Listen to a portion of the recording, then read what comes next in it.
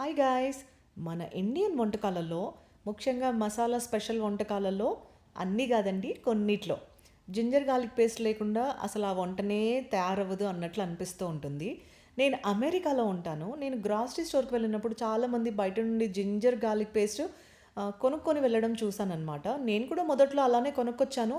మంచి మంచి వంటలలో కూడా store bought ginger garlic paste వేసిన తర్వాత అదో రకమైన స్మెల్ రావడం స్టార్ట్ అయిందనమాట. సో ఎవరికైతే జింజర్ గార్లిక్ పేస్ట్ తయారు చేసుకోవడం తెలీదో వారి కోసమని నేను ఈ వీడియో షేర్ చేస్తున్నాను. ఇది చాలా ఈజీ అండి. ఒక 200 గ్రామ్స్ మీరు జింజర్ తీసుకొని 100 గ్రామ్స్ గార్లిక్ దీంట్లోనే టర్మరిక్ సాల్ట్ వేసేసి చక్కగా బ్లెండ్ చేసి పట్టుకుంటే మోర్ దెన్ 2 మంత్స్ ఇది స్పాయిల్ అవ్వకుండా ఉంటుంది. టేస్ట్ కూడా అంతే బాగుంటుంది. మీకు గార్లిక్ కనుక పీల్ చేయడం కష్టమని అనిపిస్తే స్టోర్లోనే పీల్డ్ గార్లిక్ కూడా దొరుకుతుందనమాట. మీకు కనుక నా వీడియో నచ్చినట్టయితే తప్పకుండా ఒక లైక్ చేసి షేర్ చేయండి. అండ్ కొత్తగా చూస్తున్న వారైతే సబ్స్క్రైబ్ చేసుకోవడం మర్చిపోకండి.